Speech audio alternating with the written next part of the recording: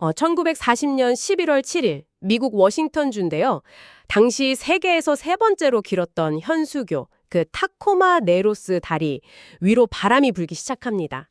풍속이 초속 19m였거든요. 아, 초속 19m면 뭐 거대한 허리케인도 아니고 그냥 좀 거세게 부는 가을바람 정도잖아요.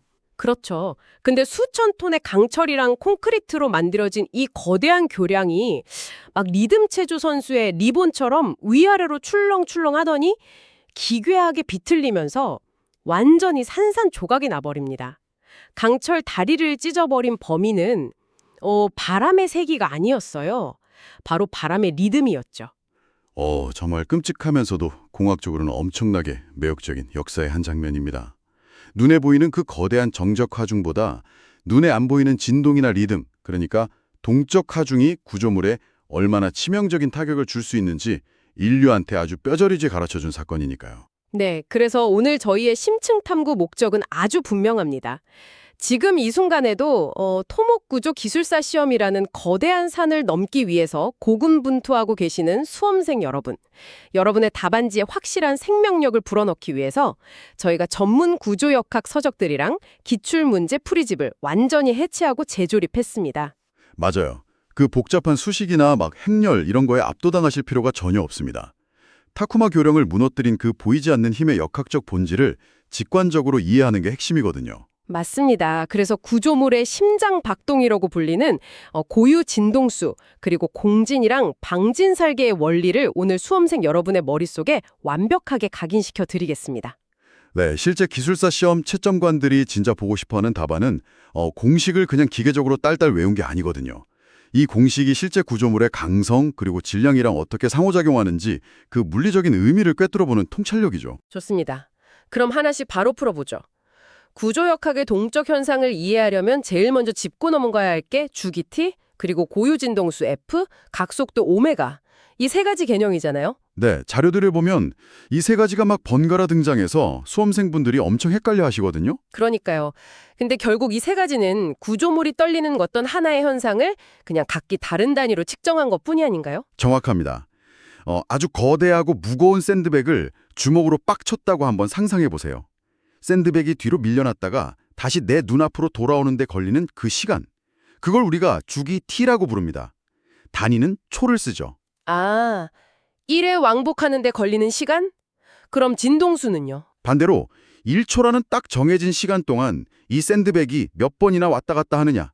그 횟수를 측정하는 게 바로 고유진동수 F입니다. 단위는 헤르츠고요. 오, 그러니까 주기랑 진동수는 동전의 양면처럼 완벽한 역수관계네요. 주기가 길면 진동수는 작아지고. 그렇죠.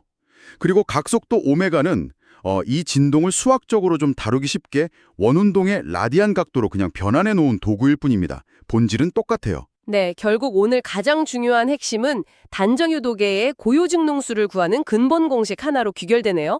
F는 2파이분의 1 곱하기 루트 n분의 k. 분자에는 k, 즉 구조물의 뻑뻑한 정도인 강성이 들어가고요. 분모에는 m, 그러니까 무거운 정도인 질량이 들어갑니다. 맞습니다. 이 수식을 그냥 외우지 마시고 번지점프를 한번 떠올려 보시면 아주 직관적입니다. 아, 번지점프요. 수험생 여러분, 지금 여러분이 번지점프대 끝에 서서 줄에 매달려 있다고 상상해 보시는 겁니다. 공식의 M은 매달린 여러분의 몸무게고 K는 여러분을 붙잡고 있는 번지점프 줄의 짱짱함이 되는 거네요. 네, 그걸 수식에 대입해보면 물리적 진실이 확 드러나거든요. 만약에 매달린 사람의 몸무게, 즉 질량 M이 엄청나게 무겁다면 어떻게 될까요? 당연히 중력을 엄청 받아서 아래로 깊게 쑥 떨어졌다가 다시 올라오기까지 시간이 한참 걸리겠죠. 바로 그겁니다. 시간이 오래 걸리니까 주기가 길어지죠. 주기가 길어지면 1초당 출렁이는 횟수, 즉 진동수 F는 자연스럽게 똑 떨어지는 겁니다. 질량에 반비례하는 거죠. 와, 그러네요. 그럼 반대로 번지점프 줄이 막 쇠스프링처럼 엄청나게 짱짱하다면요? 강성 K가 큰 상황이요? 줄이 짱짱하면 위아래로 튕기는 속도가 어마어마하게 빠를 겁니다. 1초에도 여러 번 왔다 갔다 하겠죠. 즉 진동수 F가 급격히 커지게 되는 겁니다. 강성에 비례하는 거죠. 네, 그래서 실제 시험장에서 이 공식이 절대 헷갈리지 않도록 수험생 여러분을 위해서 저희가 첫 번째 직관적 암기법을 제안해 드립니다. 당장 허공에 손가락으로 써보세요. 고강질. 고유진동수는 강성에 비례하고 질량에 반비례한다. 고강질입니다. 아, 고강질. 이거 너무 좋은데요. 이 세 글자만 뼈에 새겨두시면 아무리 긴장한 상태라도 수식의 분자 분모를 거꾸로 쓸 일은 절대 없겠네요. 맞습니다. 고강질 꼭 기억하시고요. 여기서 실무적인 팁을 하나 더 얹어드리자면 실제 교량이나 빌딩 같은 토목 구조물은 번지 점프처럼 영원히 흔들리지 않잖아요. 그렇죠. 언젠가는 멈추죠. 네, 공기 저항이나 재료 내부의 마찰 때문에 진동 에너지가 점점 빠져나가거든요. 이걸 감쇄라고 부릅니다. 보통 구조물들은 진폭이 서서히 줄어드는 안정적인 상태, 즉 저감쇄 상태로 설계됩니다. 아, 언더댐핑이요? 답안지에 이 저감쇄 상태에서의 감쇄 고유 진동수 개념을 살짝 곁들여주면 채점관이 오, 이 친구 실무 좀 아는데? 하고 점수를 팍팍 주겠네요. 맞습니다. 그런 디테일이 합격을 가르는 거죠. 자, 그럼 구조물만의 심장박동인 고유 진동수를 파악했습니다. 근데 여기서부터 진짜 흥미로운 이야기가 시작되거든요.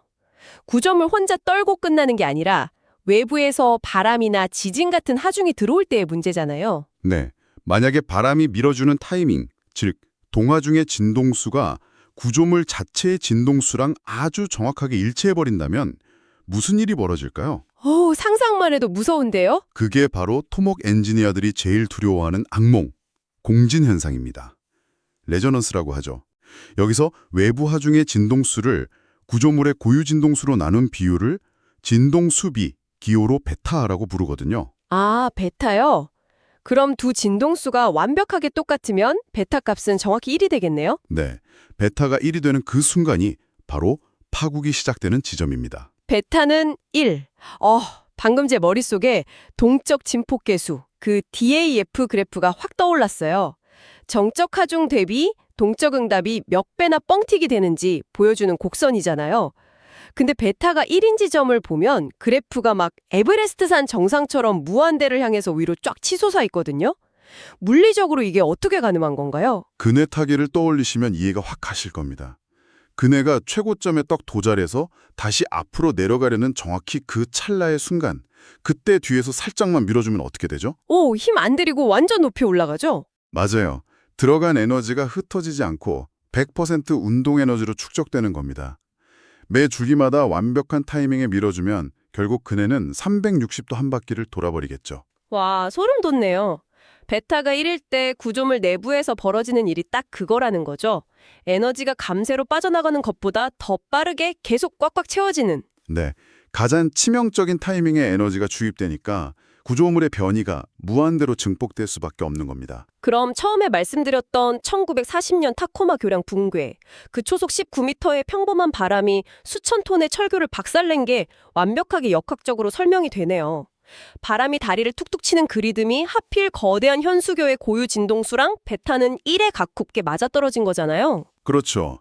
근데 거기서 조금 더 깊이 들어가면 이건 단순한 공진을 넘어서 공기 동역학적 발산 진동, 즉 플러트 현상이었습니다. 아, 플러터요. 공기동역학적이라는 건 바람이랑 구조물이 서로 상호작용했다는 뜻인가요? 네, 그 당시 타코마 교량이 경제성을 이유로 아주 얇고 평평한 그 판형 거더를 썼거든요. 유선형 단면이 아니라 뭉툭하다 보니까 바람이 부딪히면서 다리 상하단의 소용돌이, 즉 와류를 엄청나게 만들어낸 거죠. 아, 그 와류가 다리를 위아래로 흔들었군요. 맞습니다. 근데 다리가 비틀리면서 바람을 받는 각도가 또 변하고 그 변한 각도 때문에 더 큰 와류가 생기고 구조물의 진동이 외부 하중을 스스로 막 증폭시키는 최악의 자가 발전 루프에 빠진 겁니다. 와, 자연이 만든 완벽한 철거 시스템이네요. 자, 수험생 여러분, 지금 당장 속으로 대답해 보시기 바랍니다.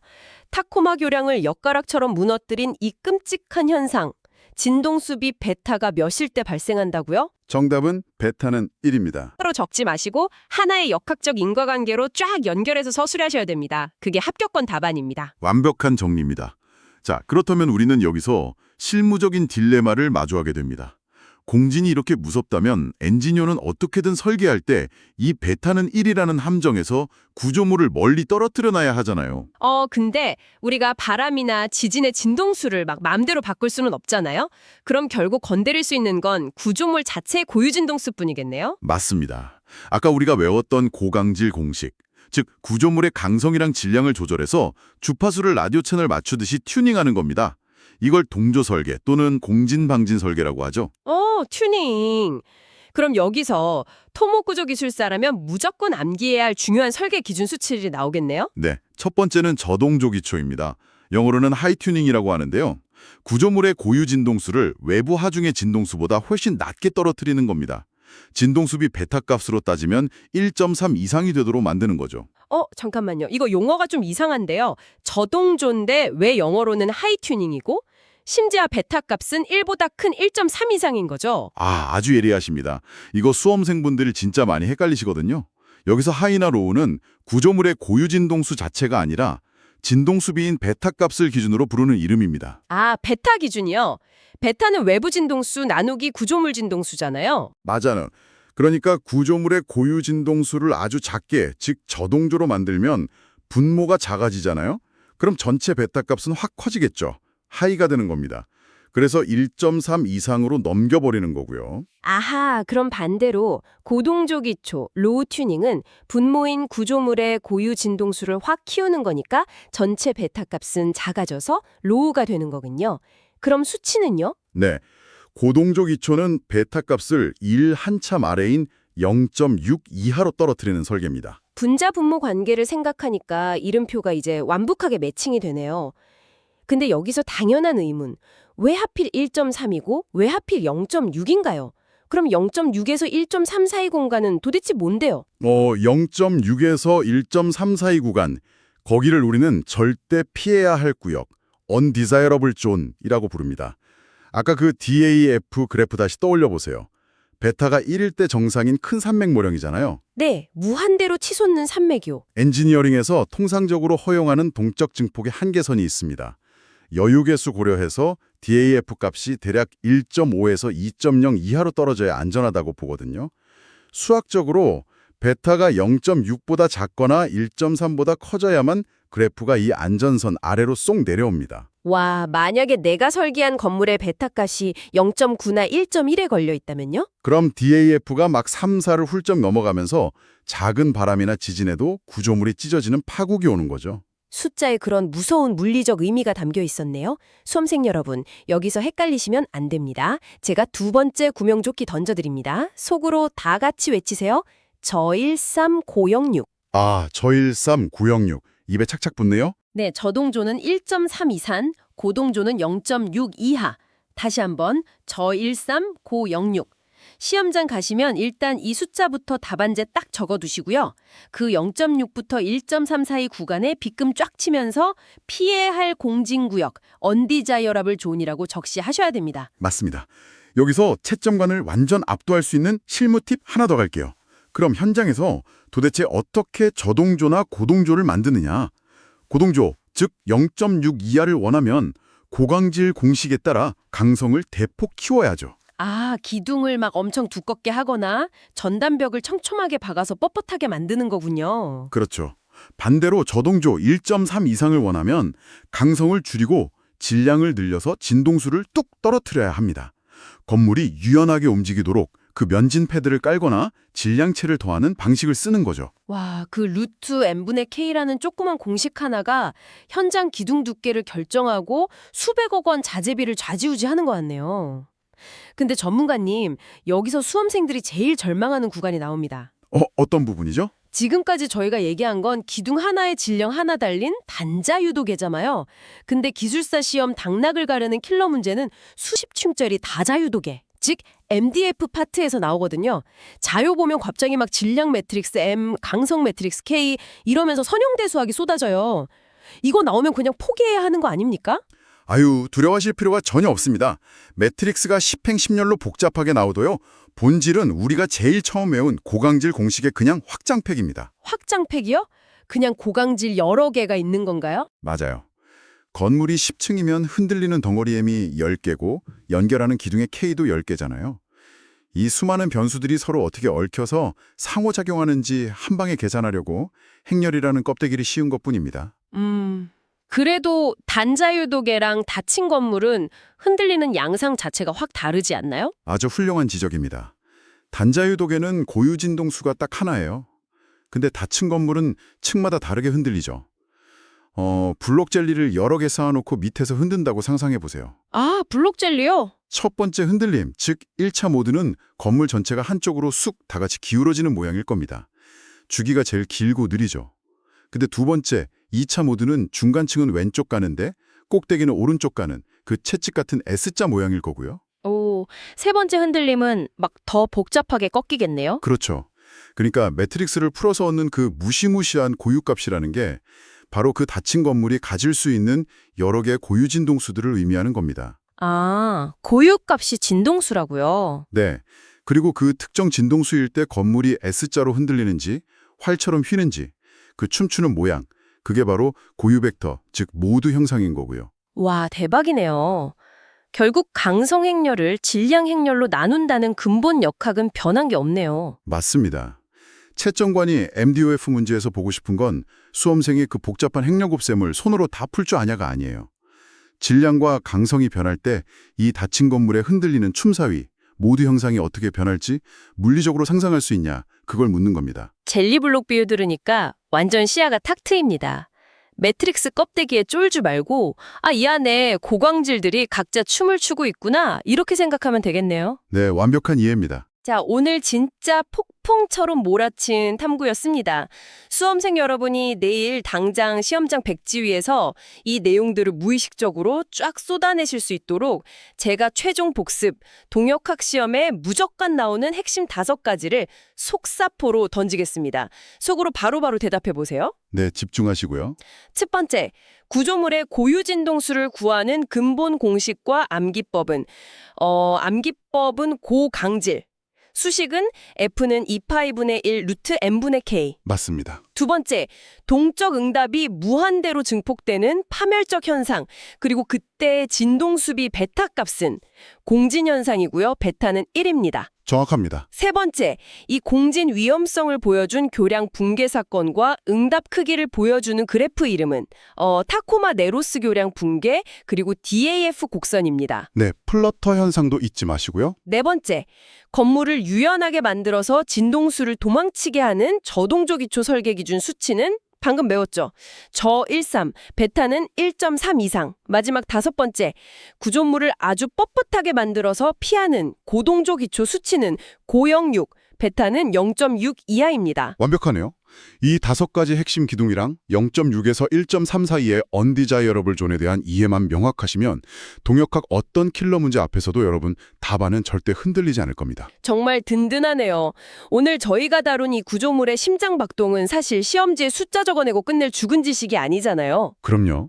여러분이 토목구조 기술사가 되신다는 건 앞으로 수십 년, 어쩌면 수백 년을 버티면서 태풍과 지진으로부터 수만 명의 목숨을 지켜낼 구조물에 직접 생명을 불어넣는 숭고한 일을 하시게 된다는 뜻입니다. 네, 그래서 오늘 탐구를 마치면서 여러분의 엔지니어적 상상력을 완전 한계까지 밀어붙일 도발적인 질문을 하나 던지겠습니다.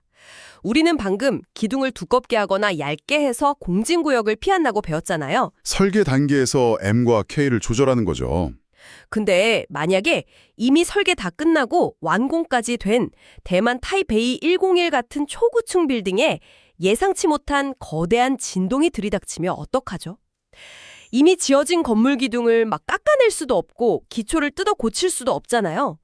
M이랑 K가 고정된 이 절망적인 상황에서 최신 공학자들은 어떻게 건물의 고유 진동수를 제어하고 붕괴를 막아냈을까요? 튜닝 매스 템퍼, TMD 얘기시군요. 네, 건물 꼭대기에 달아놓은 수백 톤짜리 쇳덩어리가 건물 흔들림이랑 정반대로 춤을 추면서 에너지를 쫙 흡수하는 마법. 이게 과연 오늘 우리가 뼈에 새긴 그 단자유독의 공식이랑 어떻게 연결될지 여러분만의 답을 꼭 고민해 보시기 바랍니다. 네, 그 고민 끝에 진정한 구조기술사의 시야를 갖게 되실 겁니다. 여러분의 그 지독한 노력이 가장 합당한 합격이라는 결과로 돌아오기를 진심으로 응원합니다. 오늘의 탐구 여기서 마칩니다. 끝까지 파고드세요.